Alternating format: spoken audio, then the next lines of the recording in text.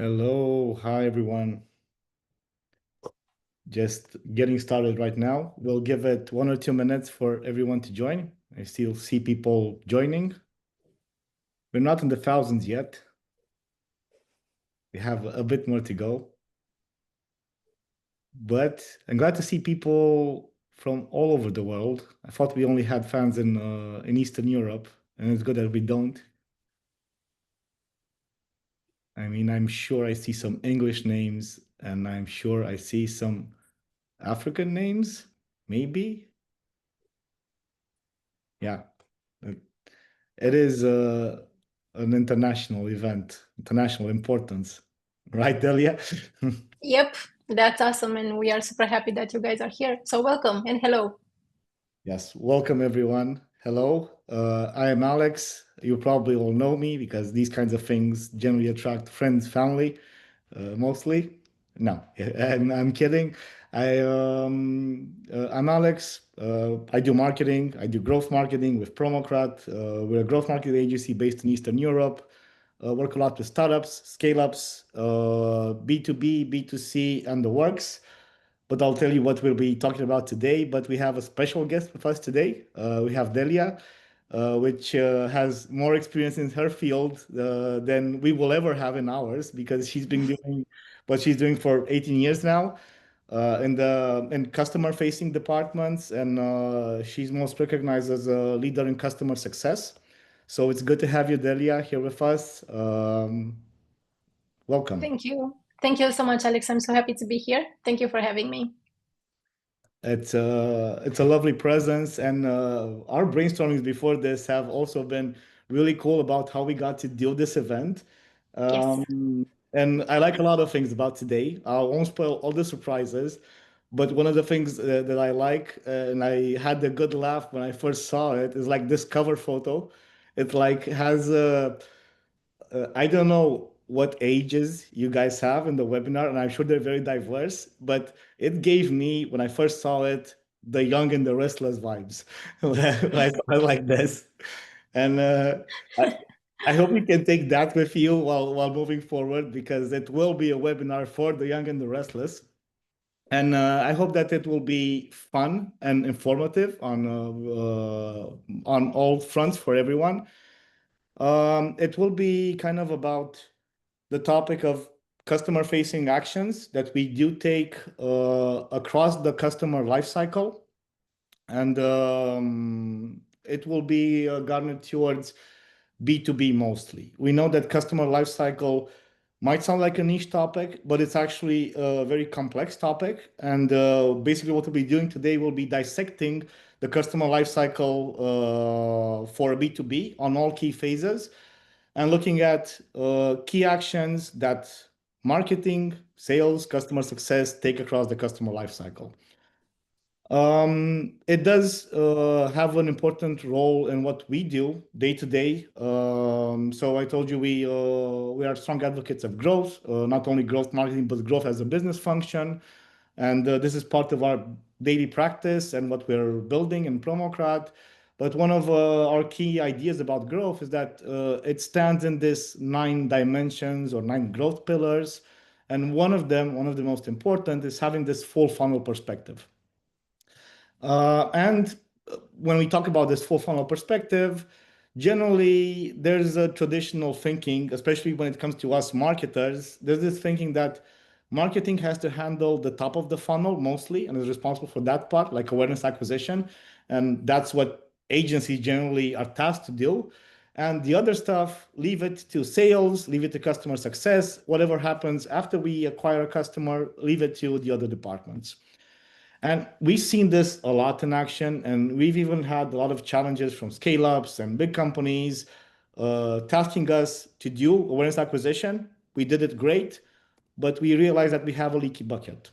And that's how we call this phenomenon. We bring a lot of users in, they are qualified, they are good users, but the rest of the funnel doesn't function in a way that it keeps that value in the business. So it becomes a very important topic. And this full funnel perspective, some of you from the startup, from the tech community might know it through this funnel model, like awareness, acquisition, activation, revenue, retention, referral. And I will start with the fact that there is no one funnel. You can build your own funnel, you can build your own stages. You should interpret your stages very specific to your business. You shouldn't just look at the framework and do it as is.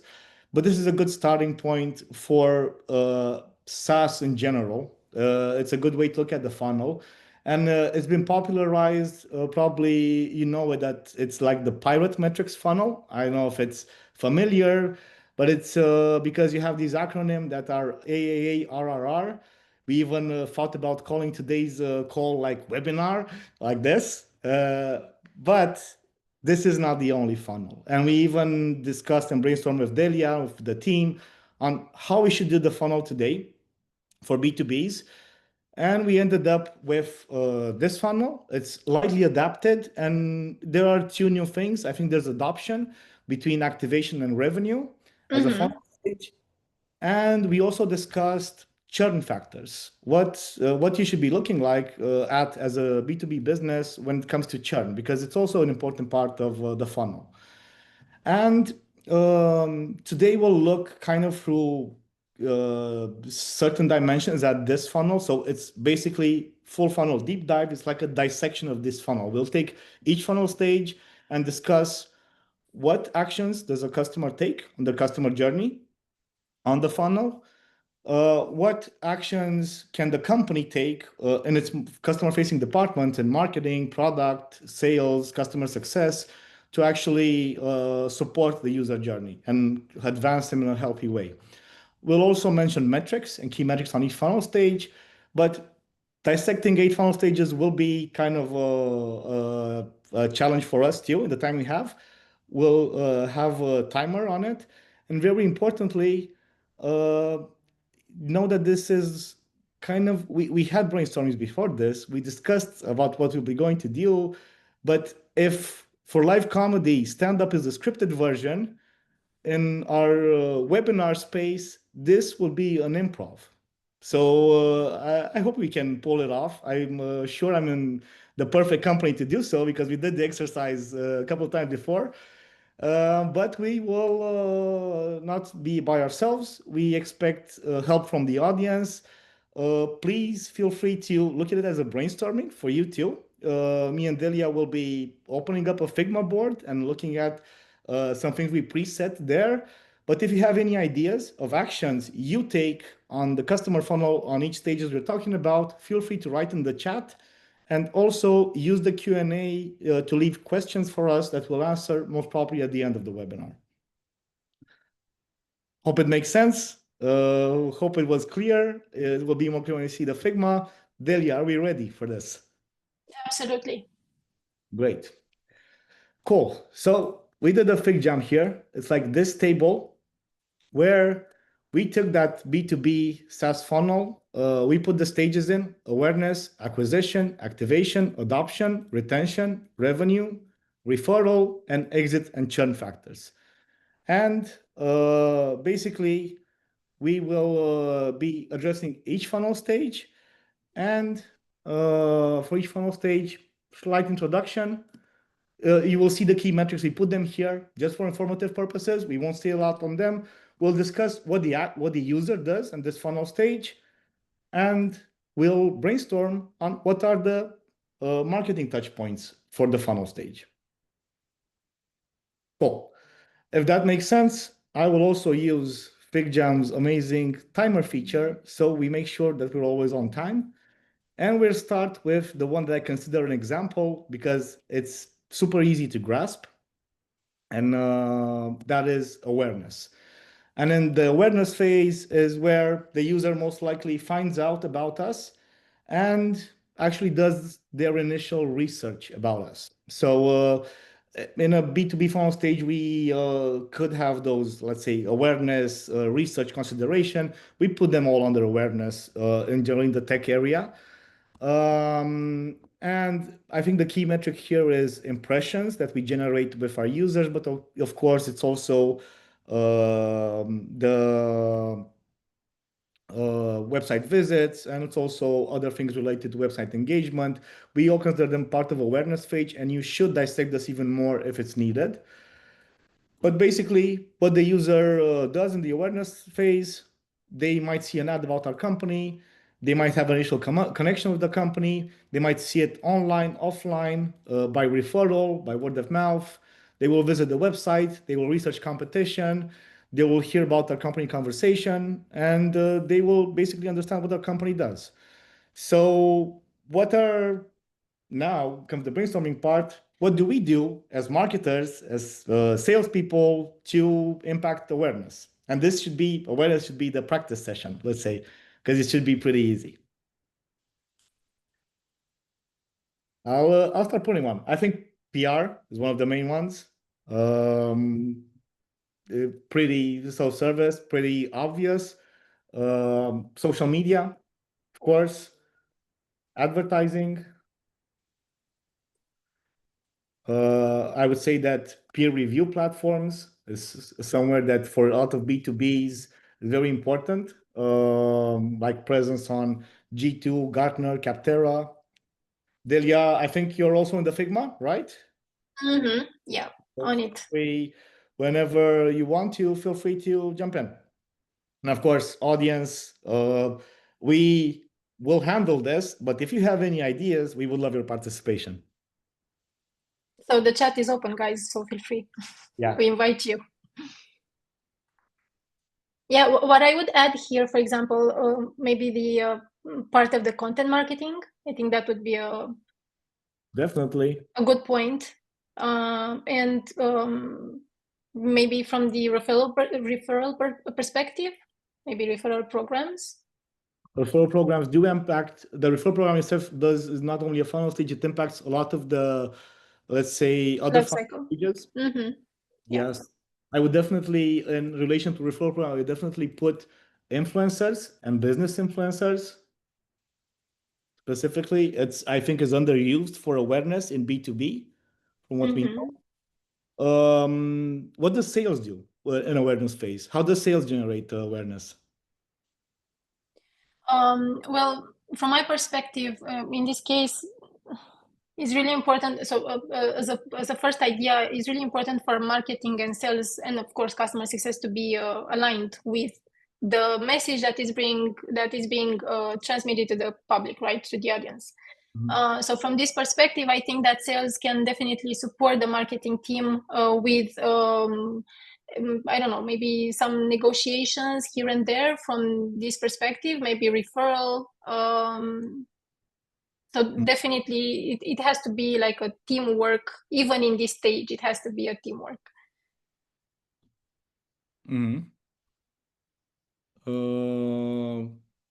Yeah, definitely it has to be a teamwork. And I think one of the first ideas that comes to mind when sales and marketing collaborate is like business development purposes, maybe partnerships is someone that actually facilitates awareness.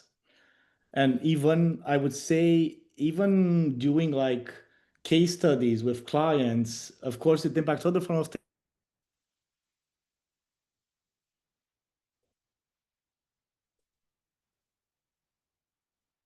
And will be someone that they collaborate with marketing for awareness purposes.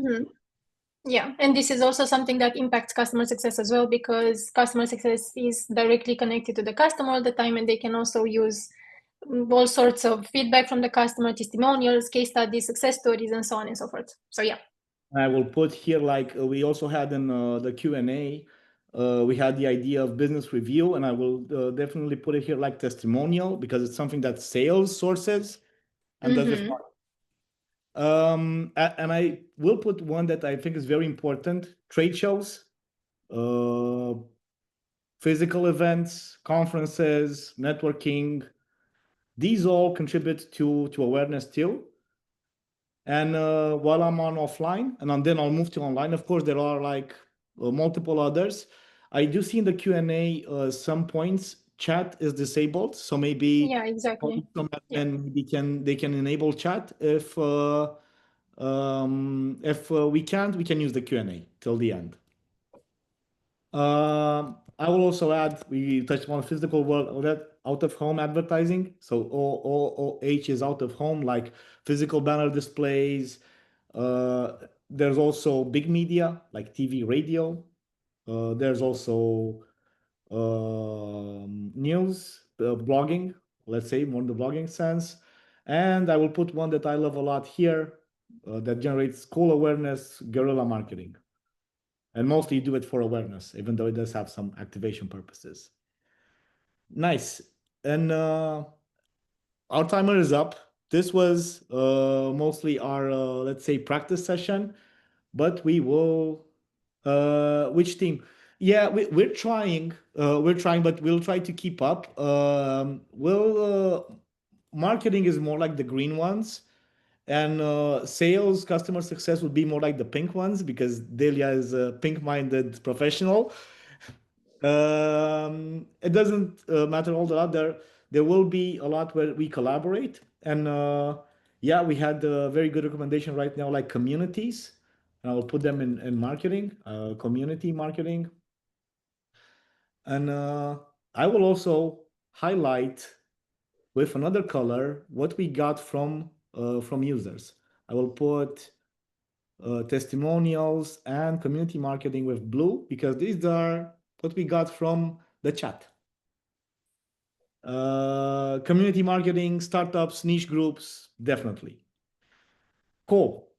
That was kind of our practice session. We will get the hang of it right now, and I will start the next timer for acquisition. Delia, Yeah. on acquisition. Yeah, so in this stage, a lot of pretty interesting things happen, and I will start with the negotiation part because this is exactly when the customers discuss all the clauses from the contracts and they explain exactly what they need. So we have a huge, let's say, thread of conversations going on.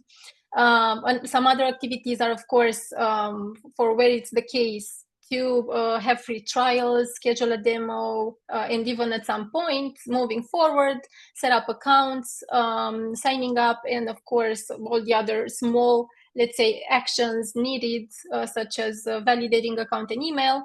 And if we are lucky, we are going to have a champion in the customers on the customer side who will become definitely a lead for the company.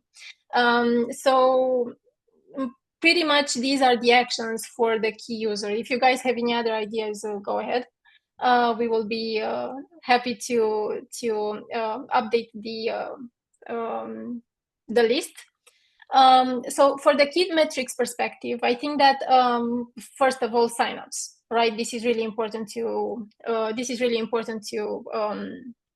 make sure that we measure sign up, conversion rate, leads, of course, and qualified leads. It's by definition important. Now, from the perspective of the customer-facing touchpoints and actions, we have a lot of things going on. And first of all, I would definitely mention the idea of, for example, newsletter marketing, right? Even though it's not necessarily my field, from the marketing perspective, this is something that really, really works. And I would actually know that as the first thing. Then it's also social outreach, for example, right? This is something that really helps with the whole stage. I will put social outreach in pink because I think it's more, even though marketing does it, and then most B2Bs, I've seen this is a trend. So most B2B SaaS companies take outreach and take it to marketing. And that is the modern way to do B2B marketing from my point of view. You shouldn't have salespeople working on outreach, but I think it's like a sales function, even though marketing takes it over right now. And it's social outreach. I think it's also email outreach. And generally email. You mentioned newsletter marketing. I added the onboarding sequence, very important. So when you have a lead, actually having an onboarding sequence to turn them from lead to sign up, and even from sign up to active customer. And I think it's also automated emails, generally automated or transactional emails that can help your various funnels convert leads into signups. And one that I get a lot, I mean, when we're talking about leads, we have the idea of a lead magnet, which has a lot of different forms, like it can be white papers, it can even be a webinar, might be considered a lead magnet. For B2B, you might also have like different calculators, digital tools that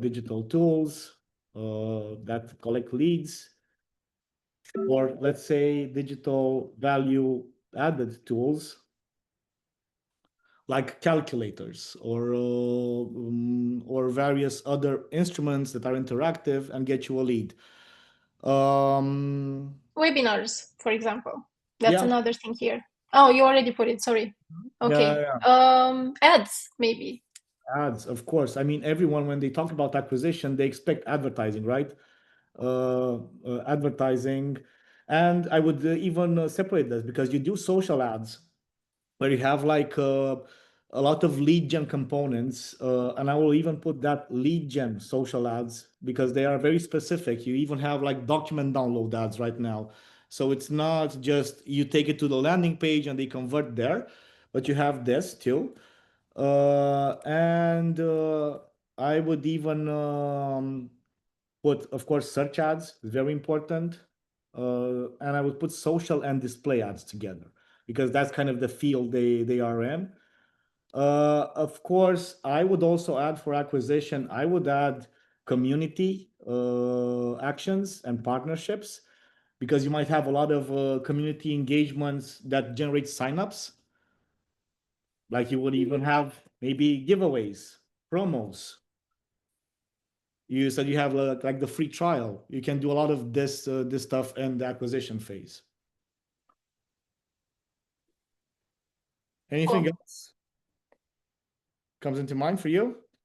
I think this is pretty much it. Maybe some follow-up emails from the customer success team. Okay, I think that will go here. I mean, of course, no. If you have lead, you have like the cold email The manual follow-up. Mm-hmm. and warm email outreach. Yeah. People you already have leads. You can do this manual follow-up. And I forgot something that's very important for sales: phone, SMS, WhatsApp outreach. You also do this a lot for acquisition purposes. Mm-hmm. And of course, there's a lot of secondary actions, like you do a lot of prospecting. You even do like a lot of, I will call it out here, visitor intelligence. That I think is very important. So knowing what companies visit your website, I would recommend here tools like Dealfront or Clearbit that connect to your CRM. And yeah, I think there's a lot. And acquisition is like the topic that I hear the most in marketing and that we talk to the most. Let me just check the chat to see if there are any other ideas. No, we're good here. I think people got already bored of us. I'm sure they don't. They didn't. So yeah, we'll go to activation, which is super interesting for me. It's always interesting because you have activation from the point of a user becoming active in our platform. I mean, they might be a lead in acquisition, and a lot of companies consider it activation when they actually start using their account. And of course, you do have they start using the tool as key actions. They see the tool, they see the value versus status quo. They join the internal community. They set up their account, admin wise or operational wise. But I think that real activation happens when they have their aha moment, when they have that moment in which they realize that this is the tool for them. And generally, you see that moment when that moment differs for every company. It is a very big topic. We could have a webinar just on that topic. But for example, LinkedIn's aha moment isn't when you set up your account, because that means you're still alone. It means when you have your like first 10 connections and first 10 connections that you know in the real world. So that was how they framed their aha moment, having connections that you know in the real world on LinkedIn. So I think that conversion rate for aha moment is like the one of the important things. But of course, I think you also start looking at CAC, customer acquisition cost, when you look at activation, because I see beyond the sign up. Um, and let's see some important actions that you take here. Delia, what do you think is important from a customer success point of view in activation? Yeah, well, the first thing to mention would be the handover from the sales team to the customer success one. Okay. This is really mandatory. Without it, you kind of start with the left foot and the collaboration with the customer. So this is something really important. Then would be the fact that like after this handover, the customer success takes over the engagement. The customer success team takes over the engagement with the customer. So that's exactly when the whole setting up the expectations phase start, the kickoff of the collaboration and so on. Maybe the onboarding as well Mm-hmm. The could be onboarding mentioned here. from a, let's say, customer success interaction point of view, or is it also self-onboarding? Because a lot of B2B SaaS do have customers that self-onboard. Yeah, both. Okay, so let's say CS onboarding and let's say self-onboarding in the product. Because you Yeah. can do that. I would even put like, because you put this, I would put like a product tour. This is very important for activation because your product tour might actually let your client know how to use the product. Yeah, in customer success, this is what we call the onboarding. So practically, we are performing some trainings for the customers, and we are also preparing some readiness materials. Ideally, it would be to prepare them beforehand, before having the onboarding session. But the idea is to make sure that the customer knows exactly how to use the product in the best way in order for them to make the most out of it. And besides, we can also start some sort of, let's say, self-service education kind of process for the customers, just to make sure that we also have the self-onboarding side that you are also mentioning. Yeah, well, you mentioned the very important word education. I think education has multiple dimensions because I already, when you said readiness material, I thought of demo videos, help center, webinars are a way that you can help your customers actually understand your product better and onboard. Of course, I think transactional emails is again very important and keeping constant communication with them. I think in-app notifications becomes important. Yeah, definitely. A lot of them have to do with products, so they're kind of in between marketing and customer success. I would say we'll leave it on like this. Um, Maybe newsletters with yeah, newsletters definitely because they do help people on board. I think another customer success one will be the chatbot. yeah, definitely. AI chatbots coming up and changing the game of how things are done. Um, Yeah, just a small pause. We still have questions about the chat being disabled. If it is, please feel free to answer in the Q&A. We'll be keeping eyes on the Q&A. Maybe Yeah. we can add here some internal community Yes. actions, events, maybe. Yeah, we do have webinar, but you also have like events. I would even like if you want to activate, if you have a key account, a key client, you can even have something that you will use down the line, but like private workshops.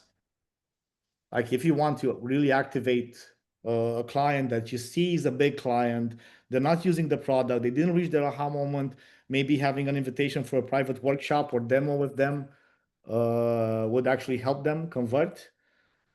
And maybe some feedback sessions. Like once you explain the customer how they can use the product, they can come with some sort of feedback, and you can also gather that feedback. Why not? Because it's relevant, and you can start using it afterwards. Yeah. But I think we're touching a lot of topics that even go into adoption. And I think it's super important to understand if we do a separation between activation and adoption. And folks, this is what we're doing isn't really exact science, even though we worked a lot of metrics and a lot of data. We're not treating it like the exact science, treating it like a brainstorming, but we did kind of find the need to create a line between activation, where they have their aha moment, and adoption, which for B2B means a lot. Means, Delia, I'll let you say what it means Yeah. for B2B. Yeah, so what happens usually is that we tend to measure, let's say, vanity metrics, not necessarily those metrics that are pretty relevant in this case. So what I've seen in my experience is that people usually, let's say, value those usage metrics, which is good, but it's not necessary. So in this adoption case, we really need to make sure that the customer like totally embraces the product and all the features that they are benefiting from. So in this case, what the customer usually does, make sure that they have requested some integrations. They all use all the features that are available. Based on that usage specifically, they can provide feedback that we can gather and we can use forward. And give forward to the product team, for example, and start working on it. Another thing that users can do here is to make sure that the company or department level, they champion for increased usage. Also, from the reviews on peer review platform, right? We can definitely ask customers to make sure that they provide the reviews that can help us as well, and maybe other users at some point. So yeah, from going back to the KPIs and the metrics, I think that really important is to measure the number of engaged customers, total customers. But again, number of engaged customers, I think, is pretty important, because it's okay if you have customers or users, but if they're inactive, is not necessarily that relevant. So yeah, this is it pretty much from this perspective. Now, moving to the customer success, product marketing, or sales, what I would add here, first of all, would be the fact that customer success always has to be engaged with the customer to make sure that they are there to answer any questions. So from this perspective, as we had the onboarding up above, I would say refreshers, like onboarding refreshers or training refreshers for the customers to help with the adoption. Mm-hmm. Another thing I would add would be, as I said, readiness materials. This means playbooks, right? Playbooks, I don't know, all sorts of documentation that can help the customer. Cheat sheets. These always work. So you can have some cheat sheets that you can provide to the customers with pretty short step-by-step instructions on how to use a specific feature. These always help. Mm-hmm. What else? From the marketing perspective, maybe I would also mention the in-app. Maybe that would be relevant here as well. The in-app notifications. Mm-hmm. Yeah. Yeah. I think it definitely helps them. Like when I think of adoption, I think like, and there's an important question in the chat that I would like to address, and I will put like +1 minute here, just be able to address that too. There was an important question that asked, is it really necessary that the customer uses all the features? I would say it is more important that the customer uses the feature that bring value to them, and that affirmation is totally correct. So when we say an active customer, it's a customer that discovered that this platform is valuable for them. Maybe it's HubSpot as a solution, but they discovered from HubSpot that the email feature and the way that it handles email automation is better than other platforms. And he's not even using the sales or CRM part, even the customer service, just using the marketing part. And I think that's a good way to understand that value is about having the customer repeatedly come into the application for one or more things. But adoption is actually when they get to scale it in a company point of view. Because if you have B2B, you will most likely, even if you're small B2B, you will most likely have different tiers based on users. So adoption means that when they do the things that scale up your business with them, that actually will lead to revenue at some point, and do those signs, that's I think there's a good entry point for adoption. And I will give examples like they bring a new team member. They bring in their finance on the billing. They're not handling billing directly, though they were. They're now handling finance with billing. So we do that a lot. We adopt a solution, we bring the finance team on it. We don't just get a one-time bill. And that's a different way to see adoption. Referral, like when you see referrals happening, that means that that person believes in your tool and will start promoting it outside. You can be sure they're promoting it inside too. So I think that those are very cool ways to look at adoption. And again, and I'll put here because we also had a question about highlighting what's been done. Webinars is again a good tool that I see working on multiple areas of the funnel. I'll bold it because it was also mentioned before. Um, Transactional emails, again, works a lot for adoption. Transactional emails and maybe something that we've also seen before, of course, I would say community actions, internal community actions this time. This also helps with adoption. If you're a big company, if you're targeting, sorry, big B2Bs, external community is also very strong for adoption. But internal community is stronger here. And I would also put, again, peer review platforms here because a lot of B2B decisions are made in groups. And if you have like your finance as a gatekeeper to decide on the solution, they will be able to analyze peer review platforms to understand how it's helped other companies save costs, for example. So that also gets repeated here. Can I add something else, Alex? From the customer success perspective here, as we are talking about the adoption, I think this is a good point to start sort of identifying upsell opportunities, as we also talked about the features. And also, I think it's a good moment to start working at the customer health score. Because you can see from the very start if the users are champions or passive or detractors. So you kind of start to know, or at least have a vague image for the beginning of what the churn risk might be from this customer perspective at some point. So any kind of I don't know, a clue that their interaction with you gives you about them being happy or staying or adopting or not, this is something that is really good in taking into consideration. So yeah, customer health score and upsell opportunities. Cool.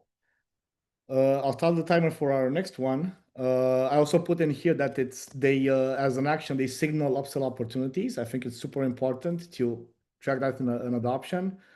Cool. Let's look at retention. And retention for a lot of SaaS is all about weekly active users or monthly active users. In B2B, it's most likely about monthly active users. You also have more things to look at. I mean, you should be looking at here, and I'll go back to the previous question, that it's also about what value the user is getting. I mean, what are they producing with your platform? Are they producing like certain deliverables? Are they producing certain actions, certain reports? Of course, you have to look at also returning customers. You can have growing monthly active users, but they're different users each month. So that's also a leaky bucket. So retention is very important. I think it's one of the most important funnel stages to track correctly, and it can be very hard to track. I think that signals and user actions done in retention are that they get involved repeatedly, of course, month over month, but they also get other people involved. And if more people are involved repeatedly, that signals even stronger retention. And this usage, that they are providing inputs to your platform constantly, and they are getting outputs from the platform. And they also start to evaluate how you are as a provider, to evaluate the experience. They start to address customer support and expect fast customer support. And retention is an ongoing game. I think I don't know where to start with what the important things on retention are, but I think I will start with the sales ones. It's important to do relationship management. I don't know, Delia, how you would define it. Perhaps QBRs. Could be So, a or what does business QBR reviews, mean? QBR like quarterly, because yeah, that's what I used to do. But business reviews, they can be monthly, quarterly, bi-monthly. It Mhm. doesn't matter depending on the segmentation. But definitely, the engagement has to be done constantly or periodically at least. Mhm. I would also add here the success plans, like taking having conversations with the customers on KPIs and metrics that are really important to them. Start working and seeing progress on those specific KPIs and metrics, and adjusting the success plans as you move through the next engagement moments. This Mhm. is also important. Yeah, I think that that also goes hand in hand with co-marketing. It's something that dramatically improves engagement, like doing a article with your customers, doing the case studies, the testimonials. That definitely improves retention because they're very passionate about what you do as a product, and they will keep using the product, especially if they're engaged with your team. Of course, there's a lot of product features that are important here. I can't stress too enough the importance of transactional communication, like transactional emails, maybe even in-app notifications, and the newsletter. But you have like a lot of transactional opportunities. For example, if they are like getting they are providing inputs for the platform. Platform provides some sort of data, notifying them your report is ready. Look at your past month, do something like that. If they have tasks to do on the platform, notify them that it's been a while since they did their last task, or that they have an upcoming task they might not even know of. I think those are super, super important things to do. Constant education is also super important. I think content marketing plays a big role here, whatever channel it might have. And also the internal community, again, comes in strong. I think we've been pretty, I would say, pretty heavy on these kind of topics. I will try to not hog them and think of something else too. And I'm trying to think that external channels, I think that advertising and remarketing and advertising is very strong for retention. Like always having a remarketing list with your current customers and making sure that they're exposed to new things from you. And social media, being constantly present on social media can also support retention. And I would also add here two more important things. First of all, renewals. This is the step where sometimes renewals happens, and also the customer success stories, testimonials, customer success stories, case studies. These are really important in this stage as well. What does renewals mean? When they kind of, well, this is not necessarily based for those who have a well-established period, but for example, if your customer has a contract for 1 year and that's it, they can say that they want to continue the collaboration, and then the sales team or the customer success team has the conversation with the customer, like, okay, let's continue the collaboration. So Mhm. practically they renew the contract and they continue the collaboration. Mhm. I think that the another topic here can come in that I think will be also helpful down the line. Incentives, uh, Definitely, yeah. incentives, promos. I think they can support retention, especially if you see that a customer might be, let's say, in a churn kind of a behavior. You can identify that early and answer with incentives. And I think that one important thing, CRM profiling, is super important for you to understand power users versus potential churners. Um, yeah, I think it's maybe retention or revenue, but I think that if you see someone paying for your product but not using it, I think that's bad generally in B2B. I think that's a very bad sign. Maybe we discuss it at revenue. So Mm-hmm. We do have like some questions here. Um, one is specific to this step, so I'll take it here, and then we move on to the next section. Sharing the best practice with them, they should see you as a consultant rather than a customer care agent. Definitely. So, consultancy, let's say, support or kind of being a consultant in relationship with them, even though you're a platform, you're a product, you don't do that consultancy support where it's needed, where you feel you can provide it, sharing the best practices with them. You can also do that for education and content marketing. I think that is a very important point. So not just being a reactive agent, but also being a proactive consultant and solving their problems. Cool. I will answer that live. We will also have some questions for the end. I'll try to move fast so we stay on top of time. Wow, this is intense. Cool. Delia, you go into revenue? Yeah, definitely.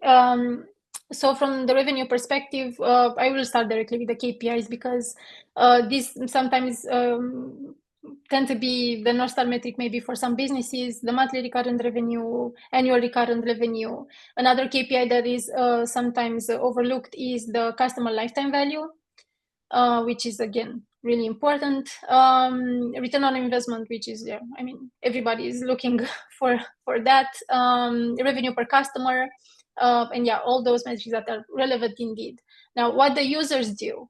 I've seen users asking for new features, right? This happens, or companies who want to add more users when it comes to upselling or cross-selling.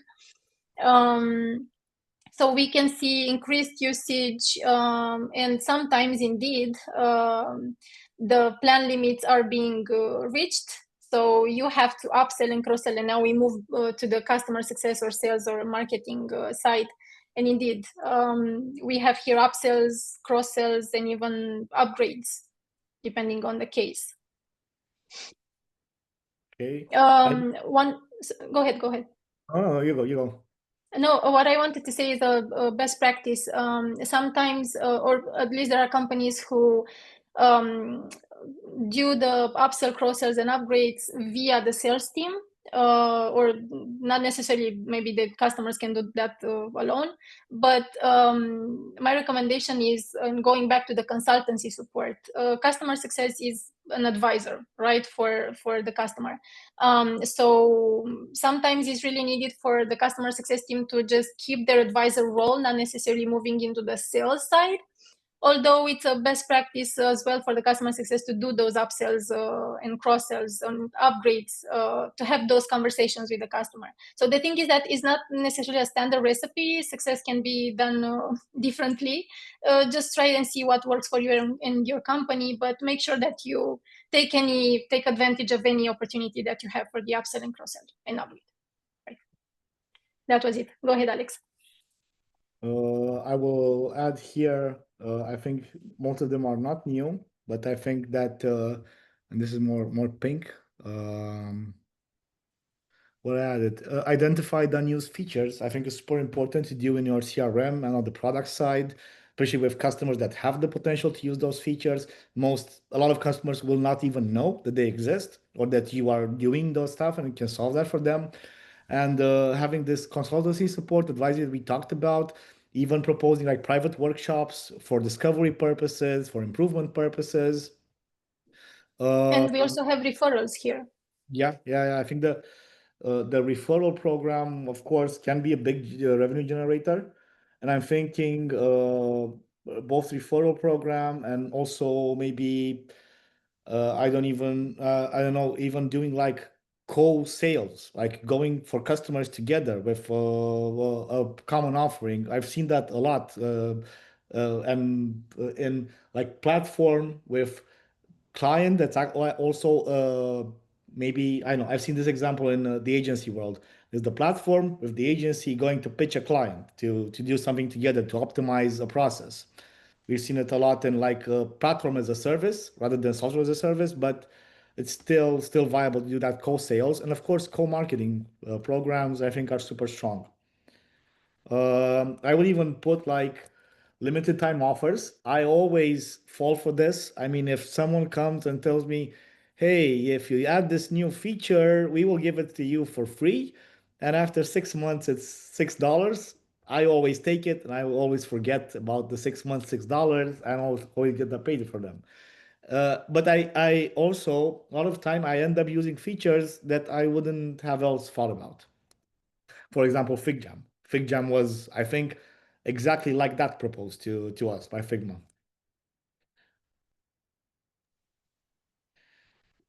Do you think something we're missing? I think we kind of covered it all. If you guys have any ideas, just use the Q&A.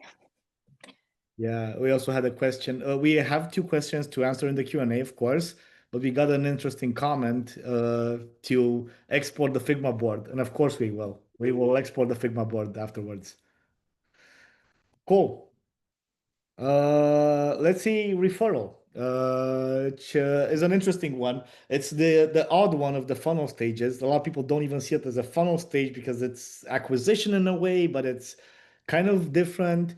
I mean, here you look to metrics like how many active referrals do you have in your ecosystem, the total referrals that you have, the accepted invites, like the referral conversion rate, the new referrals coming in. I maybe forgot to put that. New referrals.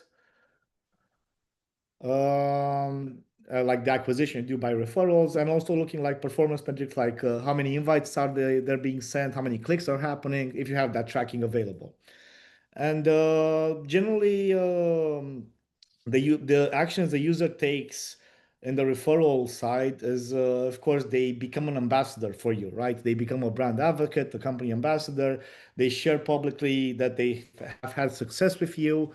They recommend either to closed circles or to open platforms. So they use they can use a referral program to recommend. The referral happens when they recommend even outside of the referral program. You might not even have it, but still have companies recommending you. And they have a lot of value when they also start earning through referral programs. Of course, this applies to different businesses in different ways. And they will also be the ones sharing feedback with you on with referrals, especially. Here on the marketing side, of course, you have like the referral, let's say, referral individual page, landing page, let's say, but you also have like referral, let's say, onboarding page or sign up page where you become a referral and you get your link and you start doing those things. You can also have like affiliate marketing would go into here because they would be using the same referral program as a basis to be able to do their affiliate kind of programs. They might have their own sites already. They just want to use your referral program to earn extra money from their current traffic. Influencers and content creators, I think, are very welcomed here. The referral part. Your internal community, I think, is one of the first spaces you should look for referrals. And of course, you can also have external community collaborations because those community leaders might see value in your referral program as a whole. I think these are kind of marketing touches. I will put here that we've also done advertising a lot on referral programs because you can actually do advertising where you try to convert people on the referral program. So converting, if you have a big user base, advertising to them to convert them to become a referral through advertising, and the ones that have been repeated, newsletter, letter marketing. Yeah, and I also leave you, Delia, to add some. Yeah, just 3 things from the customer success perspective. First of all, I've already said it. Customer success stories, pretty important at this stage as well. Testimonials, they're not necessarily the same, right? Customer success stories target presenting results, data, figures, while testimonials is just like video with feedback and recommendation. And another thing that's really important, and I see that is sometimes overlooked, customer advisory boards. Like the value of a customer advisory board and meeting with them is like pretty cool. You can get a lot of feedback. You can also go deeper on the feedback, make sure that you understand what are the needs on the market, what are the trends, what's coming next, and so on. So yeah, just those three. Cool. Cool. I'll just give a quick check to the Q&A. We have a lot of interesting questions, and thank you to one person that has addressed some of them. I think we go probably 5 minutes over the clock. I hope people will stay with us till the end. But let's try to move quickly through churn factors and see what kind of produces churn in B2B SaaS. Well, there are a lot of things, but mostly if the customer, for example, had enough bad experiences, well, that's unfortunately definitely churn will happen. But some other things that I've seen in the companies I worked with, for example, one thing that is not necessarily in the champion's control or in our control is when the company gets acquired by another company and a lot of things change internally. So internal changes that are not necessarily in our control. Or the champion leaves the company, or there are a lot of, let's say, offers from competition coming to the champions and they decide to move on with someone else. Feedback or negative feedback that has not been addressed or that has not been worked on. Dissatisfaction, clear dissatisfaction, usage reduction as well.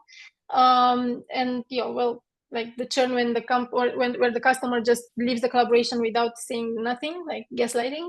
That's also a thing, unfortunately. Like for the KPIs, indeed, we have the churn rate. That's the most. That's the main one. We can also take a look at the CSAT and NPS, although some of the best practices that I will share with you in a minute are a bit better because they give you more information or more details on what has actually happened with the customer at that point. So moving forward to what customer success would do, or sales or marketing, but from the customer success perspective, I would definitely mention the exit interview for those customers who don't ghost. The exit interviews are really important. You can take a lot of learnings for what not to do next. This is customer facing. What's not customer facing and you can still do in your company is something that I call post-mortem process. Just a short description. So your customer left, ghosted or not, you need to kind of have some ideas on what went right and what went wrong in the collaboration with that specific customer. Just try to be as honest as possible, discuss with marketing, with sales, with product maybe, gather all the information related to that specific collaboration, and take your lessons from there. Make sure you also start a prevention process, like take your learnings from there and not do the same mistakes over and over with other customers. And what I would also add, but this is mostly from the marketing perspective, that would be the for the customers who left, at some point you will have to kind of reactivation activities. Yeah. And I'll also put reactivation sales efforts. That's not only what marketing can do, but also sales, knowing the context and trying to get these customers back. I know that I'm a very bad customer for a lot of platforms that we try to automate a lot of stuff. So we might change something that we're paying for to an internal process, and that sucks for the platform. But we've had a situation where we did it badly. So the platform would have been able to sell us again, and doing those follow-ups actually helped a lot. One other thing that we react to as clients this time, like strong incentives, and you know that when you try to cancel a plan, you will most likely have an incentive to keep going. I've had one recently, I won't say which platform, but it gave me an 80% off when trying to cancel. So that was amazing. I think it's important to proactively identify potential churners. So if you have people paying but not using, I think that's the number one sign. I've seen this in a lot of B2Bs, a lot of B2Cs too, and I think it's the number one indicator of churn when you see people that are paying but not using. Um, I don't know. I will even put here external community, just because it's the kind of external validation that might help them not leave because they will ask, hey, should I stay here like, for alternatives? They will be looking at like domain specific communities, and you being present there and being just standing up to your own positioning will probably help you to keep the customers. I will respect the timer, but also ask Delia if you want to add anything to churn factor. Yeah, just one small unpopular opinion that I always say when I have the chance. Not all churn is bad. Sometimes churn is good. You just have to calculate how much effort a customer requires, and if they want to leave at some point, and that affects or the collaboration per se affects your internal team or the health the health of your team or the way your team interacts with other customers, I think that churn is good to go. Just an unpopular opinion, shortly. Yes. Cool.